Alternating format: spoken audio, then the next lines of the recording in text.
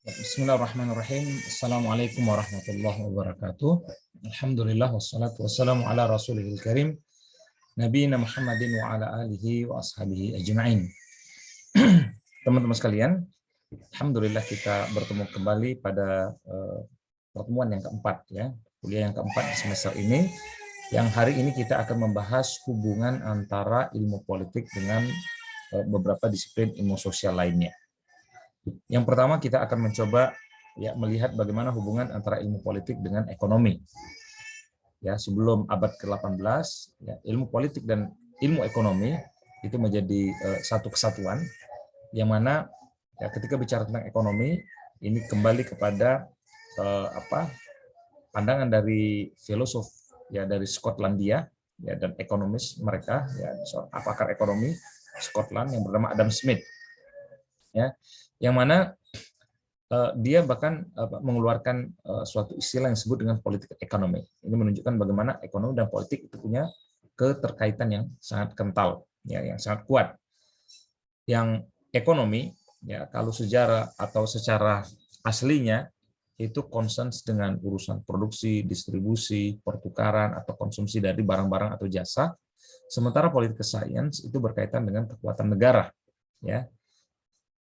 yang mana dengan kekuatan negara ini kemudian ekonomi itu juga diatur. Jadi negara punya power untuk mengatur ekonomi. Meskipun dalam perkembangan sekarang, kemudian politik juga menunjukkan bahwa dalam beberapa aspek negara pun kadang-kadang diatur oleh mereka yang menguasai ekonomi. Jadi ada keterkaitan yang sangat kental. Siapa yang menguasai politik, maka dia punya potensi untuk menguasai ekonomi, dan siapa yang menguasai ekonomi, maka dia juga berpeluang untuk menguasai politik. Makanya muncul sebagian istilah, misalnya kalau ingin menjadi orang yang kaya, maka jadi politisi atau jadi artis. Yang selain itu seakan-akan sulit kemudian jadi politisi, jadi artis, dan jadi pengusaha. Itu kalau ingin menjadi kaya. Muncul ucapan-ucapan seperti itu. Karena ketika orang sudah menguasai ekonomi tadi, dia juga akan menguasai politik. Dan politik, dengan politik dia akan juga bisa semakin memperkuat posisi ekonominya. Kemudian teman-teman sekalian, ekonomi ini fokus dengan bagaimana seorang individu, suatu kelompok atau perusahaan bisnis atau pemerintahan mereka berusaha untuk mendapatkan tujuan ekonomi mereka secara efisien. Karena memang prinsip dalam ekonomi adalah kita bagaimana mendapatkan sesuatu sebanyak-banyaknya dengan modal yang sedikit, yang sekecil-kecil mungkin. Dan politik science itu mengatur aktivitas ekonomi tadi. Maka Karl Marx dengan teori Marxisnya itu mengeluarkan konsep yang disebut dengan substructure and superstructure dalam masyarakat. Yang mana menurut Marx substructure atau fondasi dalam masyarakat itu adalah ekonomi. Sementara politics, itu termasuk superstructure. Bersama politik ini sebenarnya ada beberapa bidang yang lain seperti sosial, budaya, keamanan, dan seterusnya. Yang maknanya adalah apapun itu akan sangat tergantung dengan posisi ekonomi tadi. Bahkan ketika kita ingin melakukan suatu perubahan di tengah masyarakat, maka rubah substructure-nya, rubah fondasi yang ada di tengah masyarakat, yaitu ekonominya. Teman-teman misalnya mahasiswa hidup dalam ekonomi yang pas-pasan, maka mungkin idealisme akan kuat. Tapi ketika sudah dirubah, digeser substructure ekonominya, budaya pun akan berubah. Politik juga akan bisa berubah. Sosial akan berubah. Maka di sini Marx menekankan bahwa penguasaan terhadap ekonomi merupakan sesuatu yang sangat penting. Jadi ekonomi itu adalah basis bagi sebuah negara, termasuk di dalamnya adalah kegiatan produktif. Sementara politik itu membuat hukum yang nanti akan bisa mengatur kegiatan ekonomi ini. Makanya ada istilah tadi kita sampaikan, political economy. Oke, teman-teman sekalian, ini kaitannya dengan ekonomi. Jadi kalau misalnya mau dikembangkan berkaitan dengan substructure dan superstructure tadi, Marxis mengatakan apapun yang ingin kita lakukan, maka ya perhatikan berkaitan dengan struktur ekonominya. Ya. Kalau ingin melakukan perubahan pada suatu masyarakat secara fundamental, maka lakukan perubahan ya dalam aspek ekonominya. Ya. Makanya jangankan ya ibarat pohon tadi, ekonomi itu adalah akarnya, kemudian batangnya itu adalah ideologi, ya bahkan agama mungkin. Sementara cabang, ranting, buah, daun itulah politik, budaya, ya, sosial, keamanan, dan seterusnya. Jadi misalnya bisa jadi kita dengan analisa ini mengatakan kenapa misalnya reformasi di Indonesia itu mengalami persoalan, ya diantaranya mungkin yang dilakukan perubahan itu bukan fundamental dalam aspek ekonomi, tapi hanya ya pada aspek politik. Jadi ibarat pohon itu hanya sekedar dibonsai saja, tapi akarnya tidak berubah. Ya ekonomi tetap dikuasai oleh sekelompok orang, ya yang mereka adalah kelompok kapitalis. Kemudian teman-teman sekalian, ya mungkin agak cepat saja nanti kita lebih banyak diskusi ya. Ilmu politik ini juga erat kaitannya dengan ilmu sosiologi, ya. Yang mana sosiologi kita ketahui merupakan studi yang secara saintifik itu mempelajari masyarakat, ya bagaimana relasi ya, sosial yang terjadi atau kehidupan suatu kelompok ya dalam interaksi mereka satu dengan yang lainnya. Maka sosiologi ini concern dengan studi origins ya. Origin itu adalah kondisi dasar, kondisi natural, kemudian perkembangan dan struktur ya dalam masyarakat. Dan bagaimana kemudian sikap individu, sikap orang atau grup ya dalam interaksi mereka tadi di tengah masyarakat. Nah, political science dia bukan cuma sekedar bicara tentang masyarakat, tapi juga bicara tentang institusi, ya, utamanya institusi negara dan bagaimana interaksinya dengan masyarakat, ya, dengan rakyat. Ya. Maka di sini kita melihat memang yang membedakan kalau sosiologi dia hanya fokus dengan masyarakat pada level apapun, tapi ketika bicara tentang political science, dia sudah bicara dalam konteks formasi negara. Ya, meskipun demikian kan dalam analisanya ilmu politik itu banyak meminjam ya teori-teori atau pendekatan-pendekatan yang dilakukan dalam ilmu sosiologi. Beberapa cara mungkin yang bisa kita gunakan teman-teman untuk membedakan ya, antara ilmu sosiologi dengan ilmu politik. Jadi ilmu politik itu kelihatan lebih sempit ya dibandingkan dengan ilmu sosiologi. Kalau sosiologi ini memang dia adalah fundamental dari ilmu sosial. Jadi semua ilmu sosial itu ada kaitannya dengan sosiologi. Tetapi kita harus mengetahui karena itu ya ilmu politik tidak bisa dengan baik kita pahami tanpa kita juga memahami ilmu sosiologi. Ya, sosiologi adalah science of society, ya, concerns dengan upaya untuk memahami masyarakat, sementara ilmu politik adalah science of state, ya, bagaimana kita memahami negara. Ya. Yang mana dalam sosiologi berarti yang kita bahas bisa struktur yang sifatnya ya, masyarakat yang terorganisir atau bahkan masyarakat yang tidak terorganisir. Tetapi ketika sudah bicara tentang negara, maka dia fokus dengan hal-hal yang bersifat legal, ya, pola hubungan yang bersifat korsif, ya, ada penekanan bahkan sampai kepada kekerasan, kemudian ada perubahan ya dari sisi budaya, cara, agama dan ekonomi lain di tengah masyarakat, itu kaitannya dengan power dari negara tadi. Nah, tapi kalau perubahan ini tadi tidak ada kaitannya dengan negara, maka dia masih menjadi kajian ya perubahan budaya, misalnya perubahan sikap, perubahan agama atau kehidupan ekonomi di tengah masyarakat, maka itu masih pada level kajian sosiologi. Nah, jadi ini di antara cara sederhana kita untuk melihat ya perbedaan antara ilmu sosiologi dengan ilmu politik. Ya, dan keduanya sebenarnya juga belajar ya what has happened and does happen. Apa yang telah terjadi dan apa yang sedang terjadi. Negara dalam konteks masyarakat secara dalam sosiologi dalam konteks masyarakat secara lebih luas, adapun dalam ilmu politik itu yang ada kaitannya dengan power, ada kaitannya dengan negara, termasuk juga what ought to happen, ya apa yang seharusnya terjadi. Ya, ini adalah pendekatan idealis ya dalam kajian baik ilmu politik maupun ilmu sosiologi. Nah, teman-teman sekalian, beberapa teori dalam ilmu politik ya misalnya studi tentang sikap politik atau bagaimana aksi ya dari suatu kelompok ya. Ini hakikatnya sebenarnya meminjam teori dari sosiologi. Maka ada banyak ya sosiologis atau ilmuwan sosiologi yang dikutip dalam kajian ilmu politik. Misalnya Max Weber, Talcott Parsons, Durkheim, Pareto, ya dan lainnya. Ya, yang mereka ini banyak sekali kajian-kajiannya itu kemudian bersinggungan dengan diskurs dalam ilmu politik. Ya. Dan baik ilmu sosiologi maupun ilmu politik mereka juga terhubung ya berkaitan dengan studi ya tentang masyarakat ya di luar batas sistem politik atau di luar batas institusi politik ya. Jadi political system without studying the force that shape decision making and them. Jadi bisa kita katakan bahwa studi tentang institusi politik, studi tentang sistem politik, ya, tanpa mempelajari tentang ya kekuatan yang bisa mempengaruhi perubahan ya dalam kebijakan yang mereka buat tadi, ya, maka ini banyak meminjam kemudian kajian-kajian dalam sosiologi, ya.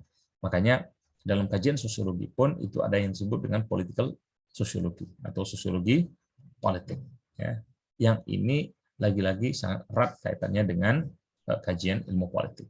Jadi bagaimana kemudian ilmu politik atau fenomena politik yang ada itu dipengaruhi oleh kondisi sosial yang ada di tengah masyarakat, dan bagaimana kebijakan-kebijakan dalam politik itu juga memberikan pengaruh ya terhadap sosial relasi yang ada di tengah masyarakat. Nah, itu dengan sosiologi. Kemudian teman-teman sekalian, kita juga akan melihat bahwa ilmu politik ini juga erat kaitannya dengan geografi. Jadi ilmu sosial tadi itu punya hubungan yang erat semua ya dengan ilmu politik. Ya, yang kita tahu geografi sebenarnya adalah ya studi saintifik tentang tampilan secara fisik dari bumi, ya termasuk juga distribusi dan pengaturan dari berbagai elemen yang ada di permukaan bumi ini. Maka ketika belajar tentang ilmu geografi, teman-teman sekalian, ya mungkin kita akan membahas tentang cuaca, kita akan membahas tentang tumbuhan, tentang binatang atau kehidupan manusia. Itu yang dipelajari oleh orang-orang geografi. Nah, dalam perkembangannya ternyata kajian ilmu politik, ya, kajian ilmu politik yang memang kita bicara tentang negara, dan negara itu di antara tanda-tandanya yaitu dia punya penduduk, dia punya pemerintahan, dan dia punya teritorial. Maka paling tidak dalam isu penduduk, dalam isu teritorial, maka di sana ya ada keterkaitan atau ada hubungan dengan ilmu geografi. Ya, makanya ada kajian yang disebut dengan political geography, dan termasuk juga ada geopolitik. Ya, dan dua kajian ini ada perbedaannya. Ya, jadi kalau misalnya kajian tadi berdasarkan realitas dari kondisi geografis yang ada, kemudian memberikan pengaruh ya terhadap kehidupan manusia dan kebijakan dari negara, ya, maka ini bisa kita katakan sebagai kajian dari geopolitik. Ya. Jadi makanya kalau teman-teman lihat itu ada beberapa ini political geography. Ya, ini adalah political geography. Jadi makanya teman-teman akan lihat itu ada beberapa teori misalnya ya dalam perkembangan ilmu politik di awal atau hubungan internasional ada ocean power theory yang maknanya adalah kalau Anda ingin menguasai dunia maka Anda harus menguasai laut. Ya, ini berkaitan dengan sejarah kehidupan manusia ya pada masa lalu yang memang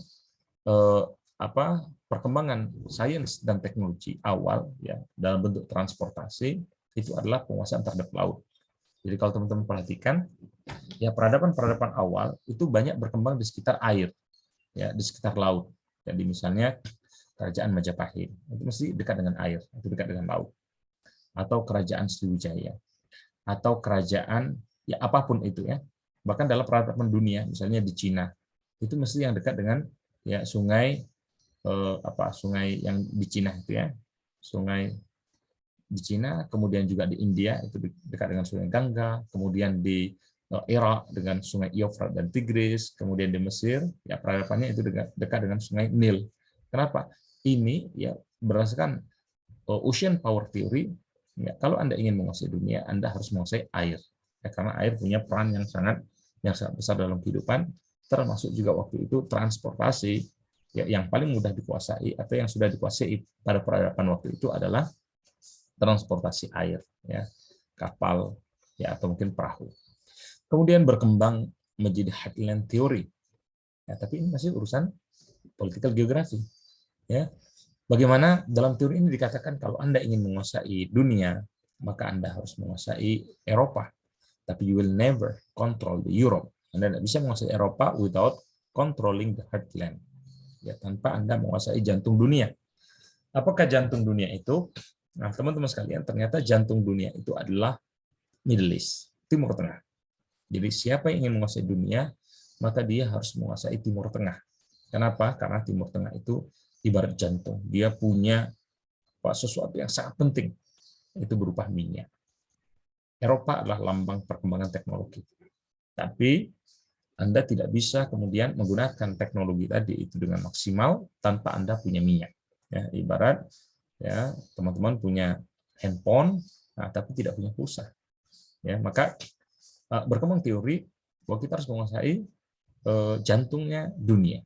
Maka kemudian mulai ya terjadi penjajahan-penjajahan ya atau upaya untuk menguasai kawasan Timur Tengah dari berbagai negara yang dianggap sebagai negara superpower, negara-negara yang kuat.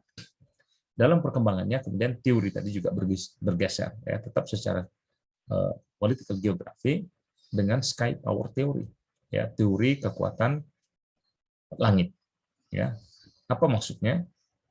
Ternyata perkembangan teknologi, orang bukan cuma sekedar teknologi mungkin transportasi darat, ya, tapi orang sudah menguasai transportasi udara, bahkan orang menguasai satelit. Jadi kalau Anda ingin menguasai dunia, Anda harus menguasai langit, ya, dan itulah yang dianggap sebagai kekuatan yang luar biasa. Makanya dalam isu perang dingin, kalau kita lihat bagaimana sampai Amerika dan Soviet Union waktu itu juga mereka berlomba-lomba ingin sampai ke bulan, ya. Kemudian juga mereka menguasai satelit, karena ketika sudah menguasai satelit, seakan-akan apapun yang terjadi pada suatu negara atau negara manapun yang ingin kita kontrol itu bisa kemudian kita kendalikan hanya dari satu lokasi saja. Nah, ini pentingnya kajian political geography dan menunjukkan bahwa geografi itu sangat dekat kajiannya dengan ilmu politik. Nah, teman-teman sekalian, adapun geografi politik, ya, ini berkaitan dengan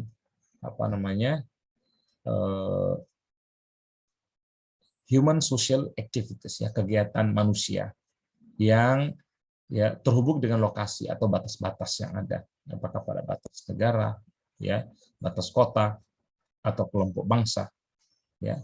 Jadi ini sederhananya tadi kalau kita ingin melihat political geography. Nah, adapun geopolitik ini adalah bagaimana dampak dari geografi tadi terhadap hubungan negara-negara yang ada. Makanya studi geografi memberikan kontribusi dalam memperkaya kajian ilmu politik, ya, berdasarkan ya efek dari faktor-faktor geografis tadi terhadap kebijakan suatu negara. Jadi misalnya teman-teman bisa melihat ya, kalau ada negara, misalnya berkembang ada teori, negara ini adalah negara yang kecil, jumlah penduduknya sedikit, kemudian dia dikelilingi oleh negara-negara besar, ya, dengan radius kurang dari 50 km, maka negara tadi itu cenderung untuk merasa tidak aman. Ya, misalnya Singapura dikelilingi ya Indonesia, kemudian ada Malaysia, maka dia tidak aman. Sehingga ketika dia merasa tidak aman, ya pertama dia akan memperkuat ya militernya, kemudian yang kedua dia akan berusaha untuk melakukan aliansi dengan negara-negara kuat. Ya, sehingga ketika misalnya ada ancaman ya terhadap negara mereka, maka mereka pun akan mendapatkan bantuan. Ya. Atau mungkin isu-isu yang lain itu juga punya pengaruh, ya, masalah tanah, masalah lokasi geografis, ya, masalah penduduk, masalah sumber daya alam, cuaca misalnya. Ini semua ternyata memberikan pengaruh terhadap power dari sebuah negara. Ya, teman-teman misalnya bisa melihat ya dalam konteks Timur Tengah. Kenapa Timur Tengah? Ya, di sana itu sering terjadi konflik. Maka kita bisa memahami bahwa konflik di Timur Tengah itu adalah faktor dari natural resource. ya banyak yang memerlukan dari luar. Kemudian dari dalam itu juga ada climate, ya urusan cuaca panas. Orang yang hidup di tempat yang panas maka cenderung juga karakternya akan keras. Jadi misalnya ya di sini mungkin ada teman-teman yang lama tinggal di daerah pantai ya dengan teman yang tinggal di daerah pegunungan. Maka kita akan melihat bahwa ini juga akan memberikan pengaruh ya terhadap karakter mereka. Jadi kalau mereka misalnya menjadi pemimpin dalam sebuah negara, karakternya juga akan berbeda. Dan orang pantai ya cenderung kalau bicara mungkin keras, karena terbiasa dia ketika mengeluarkan suatu pernyataan itu harus bersaing dengan suara ombak. Jadi kalau pelan malah tidak kedengaran. Tapi kalau orang gunung, dia cukup dengan bicara pelan, ya suaranya pun kemudian sudah bisa didengar oleh orang lain. Maka orang-orang gunung ya itu cenderung kelihatan relatif lebih lembut. Nah ini teman-teman sekalian keterkaitan antara ilmu politik dengan ilmu geografi. Oke, berikutnya kita akan melihat bagaimana hubungan antara ilmu politik dengan sejarah, ya, yang mana sejarah ini kita lihat adalah bagaimana kajian ya tentang kejadian-kejadian masa lalu, ya, dia menceritakan tentang kronologis ya kejadian masa lalu, ya baik dalam kehidupan atau perkembangan manusia, suatu masyarakat atau institusi atau suatu tempat. Dan ilmu sejarah ini punya peran penting dalam ilmu politik, ya. Karena apa? Karena dia ya menjadi alat analitis ya untuk memahami fenomena politik. Jadi kita melihat misalnya realita politik sekarang, ya mau tak mau kita juga harus menghubungkan dengan apa yang terjadi di masa lalu. Jadi as far as you look backward, sejauh engkau bisa memandang ke belakang, maka as far as you look forward, sejauh itu juga engkau akan bisa untuk memandang ke depan. Makanya juga mungkin di negeri kita muncul bangsa yang besar adalah bangsa yang mengenal sejarah para pahlawan. Kenapa? Karena tanpa kita mengenal sejarah, maka orientasi ke depan dari politik itu bisa bergeser. Tanpa kita tahu misalnya bagaimana semangat dari para pendiri bangsa kita, ya, kita mungkin spirit untuk membangun Indonesia ke depan itu akan berbeda. Kalau kita kenal bahwa Indonesia ini dibangun atau bahkan Indonesia ini lahir dari darah pengorbanan para pahlawan ya, yang mereka ya menumpahkan darah mereka, yang mereka mengeluarkan bukan semua harta yang mereka miliki ya dengan pengorbanan yang luar biasa, maka spiritnya yang muncul untuk membangun negara ini jauh akan lebih kuat. Dan dalam kajian ilmu politik, teman-teman sekalian, ya memang di awal kajian politik tadi itu banyak kemudian menggunakan tradisi dalam ilmu sejarah, ya, jadi menceritakan ya fenomena politik yang ada. Memang kalau sejarah kan kajian kan lebih luas, ya, apapun tadi fenomena masyarakat, fenomena negara, fenomena tempat, nah itu bisa menjadi kajian sejarah. Tapi kalau politik maknanya adalah kajian-kajian yang bersifat dengan power, yang bersifat dengan negara, kekuasaan atau kebijakan. Nah itu yang diceritakan. Dan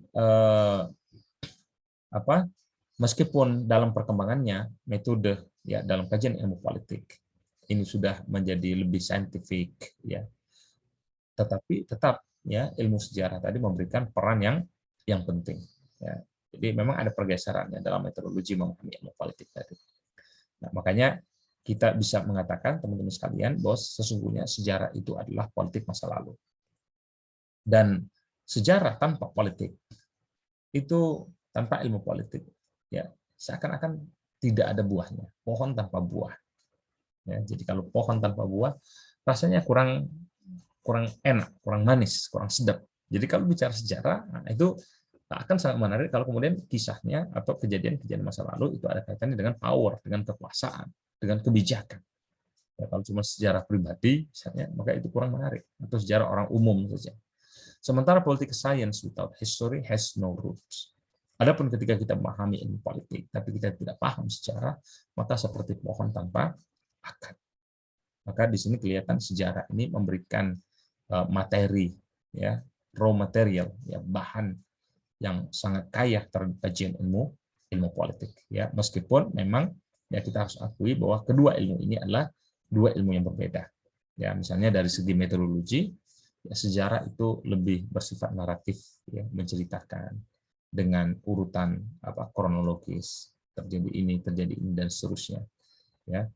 Sementara kajian sejarah politik ya, atau kajian politik itu hanya membahas ya event-event tertentu yang berkaitan dengan evolusi politik, peristiwa-peristiwa politik yang muncul. Jadi kajiannya bersifat lebih reflektif ya, lebih filosofis dibandingkan cuman naratif ya yang dilakukan dalam kajian sejarah. Kemudian dalam skopnya kajian sejarah itu lebih komprehensif. Karena apa? Karena ya bisa sejarah ekonomi, bisa sejarah agama, bisa sejarah militer, atau berbagai aspek lainnya dalam kehidupan. Sementara politik dia hanya concern dengan sejarah kejadian yang berkaitan dengan negara atau evolusi dalam politik. Jadi ada kejadian-kejadian yang sifatnya berkaitan dengan isu politik. Adapun sejarah tadi sebagaimana kita sampaikan, ya dia akhirnya menjadi kajian yang kurang filosofis ya dibandingkan dengan kajian politik, karena dalam kajian politik tadi ya kalau sejarah dia hanya fakta-fakta yang ada kemudian diceritakan, sementara politik dia akan bicara sesuatu yang ideal, kemudian kejadian tadi itu dinarasikan dalam bentuk yang abstrak ya. Nah, itu dengan sejarah. Kemudian yang berikutnya teman-teman sekalian, kita akan melihat hubungan antara ilmu politik dengan ilmu filsafat ya, filsafat yang berasal dari kata Yunani, maknanya adalah filosofia ya, atau love of wisdom ya, cinta terhadap kebijaksanaan. Jadi filsafat itu adalah ilmu yang berusaha untuk berpikir secara rasional, secara kritis ya, sampai kepada hal-hal yang prinsip. Jadi mereka tidak cukup melihat realita yang ada, tapi ingin berusaha melihat ada apa di balik semua ini. Ya, kenapa bumi bulat? Kenapa matahari terbit dari timur? Jadi ya itulah pertanyaan-pertanyaan yang filosofis. Mereka banyak bertanya tentang ada apa, ya ada apa di balik suatu kejadian. Dan kita tahu ketika bicara filosofis, maka cabang ilmu ini ya dia berusaha untuk mempertanyakan hal-hal yang sangat mendasar. Apa yang dimaksud dengan kebenaran? Apa yang dimaksud dengan eksistensi keberadaan kita? Apa yang dimaksud dengan realitas? Apa yang dimaksud dengan kausalitas? Dan apa yang dimaksud dengan kebebasan? Atau mungkin beberapa pertanyaan prinsip lainnya. Nah, sementara political science, teman-teman sekalian, ya dia ya ada bagian-bagian dari pertanyaan ini muncul, tapi kemudian tidak semendalam pertanyaan-pertanyaan filosofis. Ya, makanya dalam kajian politik ya ada pertanyaan-pertanyaan filosofis itu juga muncul ya, tapi ya ini tidak kemudian semendalam kajian dalam ilmu filsafat ya. Makanya bisa kita katakan ya bahwa konsep dalam ilmu politik akarnya adalah dari kajian filsafat tadi ya. Bahkan dalam perkembangannya itu ada ya ilmuwan-ilmuwan yang kemudian ya ketika muncul istilah political philosophy ya, filsafat politik atau ilmu politik, maka mereka kemudian mengatakan ya sebenarnya hakikatnya keduanya adalah sama saja.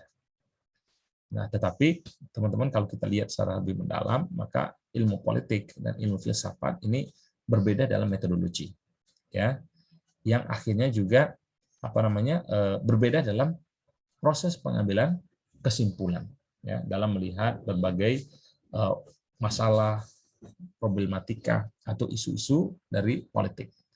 Jadi kalau ilmu politik dia lebih menekankan kepada hal-hal yang bersifat saintifik, ya, mungkin dengan matematik, dengan statistik, atau teknik-teknik yang bisa diperkirakan, yang bisa dihitung, ya, dalam melihat fenomena politik yang ada. Misalnya peluang Partai Islam untuk memenangkan pemilu untuk memenangkan pemilu 2024. Nah itu kajian ilmu politik. Sementara kajian filsafat politik itu sifatnya lebih normatif. Ya, kalau yang pertama tadi adalah what is, ya apa ini, dan bagaimana ke depan, ya. Dan yang untuk filsafat dia akan mempertanyakan what ought to be, ya, apa yang harus, ya, atau yang seharusnya terjadi. Jadi di sini ada sedikit perbedaan, meskipun ya tadi kadang-kadang itu interchangeable, ya, keduanya itu punya keterkaitan. Nah, kemudian teman-teman sekalian, dengan ilmu psikologi, ya, kalau psikologi kita tahu dia belajar tentang behavior, ya, tentang sikap, tentang perbuatan dan pikiran dari manusia. Maka kajian psikologi dia mencoba memahami ya pikiran manusia, memahami mental dari manusia ya. Maka kita bisa mengatakan bahwa ilmu psikologi ini dia adalah kajian yang sifatnya sistematik dengan metode yang objektif, melakukan observasi dan experimentation. Ya, jadi dia observasi gimana modelnya kalau orang stres ya, itu seperti apa? Orang bahagia itu seperti apa? Bahkan akhirnya orang psikologi itu seakan-akan bisa membaca karakter. Kenapa? Karena apa yang ada dalam pikiran, apa yang ada dalam perasaan kita itu bisa terekspresikan dalam sikap fisik kita. Nah, ini kajian psikologi. Ya, atau bahkan dalam psikologi tadi ya orang psikologi akan juga melihat tingkah laku kita. Ya, jadi aksi, reaksi yang dilakukan oleh seseorang misalnya ya, apa namanya? Mungkin dengan kedipan matanya atau mungkin dengan detak jantungnya ya, atau mungkin apa namanya? Kekerasan yang tidak mengikuti aturan gitu ya, yang terjadi misalnya ketika psikologi massa ya, ketika terjadi demo kemudian menyebabkan terjadi kekerasan di sana. Nah, orang-orang psikologi itu bisa memahami bagaimana orang ketika mereka bersama-sama ya ada perasaan. Nah, ini berkaitan dengan perasaan, pikiran yang kemudian mempengaruhi sikap seseorang tadi. Itu dikaji oleh psikologis ya, dan psikologi juga belajar tentang pikiran ya, apakah pikiran yang sifatnya dan dengan kesadaran penuh atau dengan kesadaran yang tidak penuh ya. Jadi apa intinya ini yang dipelajari oleh psikologi ya. Tetapi ternyata dalam faktanya ya kajian ini teman-teman sekalian itu juga penting dalam ilmu politik. Karena apa? Politik itu tidak bisa lepas dari aktor, yaitu manusia. Ya, apakah mereka sebagai pemerintah ataukah mereka mungkin sebagai rakyat. Ya, ketika ada orang misalnya dia ingin menguasai atau mendapatkan suatu kekuasaan, maka ada faktor psikologis di sana. Ya, kenapa ada orang misalnya mereka tadi dalam urusan kekuatan ini melakukan suatu cara, ya, atau ada suatu tokoh itu mengeluarkan suatu kebijakan. Maka di sini kita bisa melihat bahwa ilmu politik dan ilmu psikologi mereka bersatu dalam kajian tentang sikap manusia. Sikap manusia utamanya yang berkaitan dengan negara, yang berkaitan dengan power, yang berkaitan dengan kebijakan. Kalau political science ya, dia memang kajiannya adalah ya apa? Berkaitan dengan sikap manusia yang ada konteksnya dengan relasi kekuatan atau institusi politik. Nah, sementara psikologi memang aslinya dia juga bicara hal yang sama tapi konteksnya itu lebih general. Ya, semua aspek, bahkan individu ya, bukan siapa-siapa, bukan pengambil kebijakan pun itu juga dikaji oleh ilmu psikologi. Maka di sini kita bisa melihat bahwa sebenarnya ilmu politik itu juga bisa meminjam ya cukup banyak teori-teori dari ilmu psikologi. Misalnya teori pembelajaran, teori personalitas ya, atau mungkin psikoanalisis ya. Ketika kita misalnya melihat kok ada orang kejam seperti Hitler. Kenapa? Nah, itu perlu dikaji secara psikologis. Jadi pada level nanti individu, misalnya kebijakan-kebijakan negara, kadang itu bisa dipahami dengan menggabungkan antara ilmu politik dan ilmu psikologi. Nah, kemudian berikutnya teman-teman sekalian, ini antara ilmu politik dan agama. Jadi agama kita tahu ini berkaitan dengan kepercayaan spiritual dari manusia, ya, berkaitan dengan eksistensi mereka, nature mereka, penyembahan mereka terhadap Tuhan mereka, ya, dan ini ada unsur ilahiyah. Dan masalah agama ini adalah fenomena di seluruh dunia, ya. Jadi semua budaya manusia mereka meyakini ada kekuatan supernatural, ya, bahkan dalam sejarah misalnya sejarah India, sejarah Jepang, sejarah Mesir, sejarah Eropa, sejarah Amerika, itu awalnya mereka meyakini ada kekuatan supernatural, dan disinilah kemudian agama mengambil peran, ya. Dengan agama ini mereka berusaha memahami ya hal-hal yang bersifat supernatural tadi, ya, dan bagaimana kemudian manusia ya mengekspresikan pemahaman atau kepercayaan mereka tadi, ya. Makanya karena mereka meyakini ada kekuatan lain selain kekuatan manusia, maka mulai kemudian manusia atau dalam agama tadi dibangun ya hal-hal yang bersifat normatif, apa yang benar, apa yang salah, apa yang baik, apa yang jelek. Dan ini kalau kita perhatikan, teman-teman, ternyata punya pengaruh besar dalam kajian ilmu politik. Ya, bahkan dulu ya orang ketika ingin menguasai posisi politik tertentu, maka mereka menggunakan instrumen atau atribut dari agama. Ya, makanya ada konsep misalnya divine right of kings. Jadi raja itu adalah wakil Tuhan. Ya. Jadi bagaimana Tuhan karena tidak datang ke muka bumi, maka mewakilkan seorang raja untuk memimpin. Nah, doktrin ini ya kemudian ya memperkuat posisi politik dari raja atau pemimpin pada suatu tempat. Ya, doktrin bahwa pemimpin itu adalah representatif dari Tuhan. Maka apa? Ya hak yang atau hak yang the rule ya the right to rule directly from God and therefore not answerable to man. Jadi para pemimpin-pemimpin tadi mereka telah mendapatkan hak ya untuk memimpin ya dan mereka mendapatkannya ini dari Tuhan. Ya, tidak harus langsung dari manusia. Nah, itu muncul dulu keyakinan seperti itu. Bahwa pemimpin misalnya orang-orang yang punya kekuatan yang luar biasa yang didapatkan dari Tuhan mereka. Ya. Maka ilmu politik berusaha untuk memahami ya, bagaimana pengaruh dari kepercayaan agama tadi, ya, misalnya dalam kajian elektoral dalam pemilu, ya, atau mungkin berkaitan dengan teori-teori agama, ya, untuk menemukan pencerahan yang pas, ya, melihat fenomena politik yang ada. Dan teman-teman bisa misalnya melihat dalam kasus pemilu 2019 yang lalu ya di Indonesia, bagaimana kemudian agama itu bisa kemudian menjadi suatu alat ya untuk memobilisasi massa. Ya, dan memang dipahami teman-teman sekalian, ternyata orang dengan keyakinan keagamaan tadi, ya itu ketika misalnya agama digunakan, ya maka cenderung emosinya muncul dan massa tadi itu akan lebih mudah untuk dimobilisasi. Misalnya konflik Maluku atau konflik Palu, ya, konflik Ambon dulu, awalnya itu menurut beberapa informasi bukanlah konflik agama, tapi kemudian ya itu hanya konflik ekonomi antara pendatang dengan orang asli, yang mana di sana ada gap, terjadi kecemburuan. Tapi ketika motifnya itu sudah dibawa kepada motif agama, maka orang berpikir, wah, ini bukan sekedar urusan dunia, tapi ini urusan akhirat, ada keyakinan, sehingga ada spirit ya untuk mempertahankan agama mereka, dan ini membuat konflik itu lebih mudah kemudian menjadi meluas. Nah, terakhir, saya kira ini dengan kajian bidang hukum. Ya. Hukum ini berkaitan dengan lembaga ya yang bersifat official dalam mengatur, membuat regulasi, ya, lahirkan konstitusi atau legislasi di tengah masyarakat. Bagaimana cara memahami makna dari hukum tadi, ya, sehingga sikap tingkah laku dari masyarakat itu bisa diatur.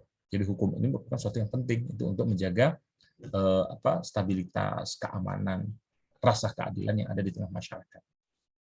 Maka kita melihat ya fungsi hukum ini ya sangat penting ya dalam sejarah kehidupan manusia.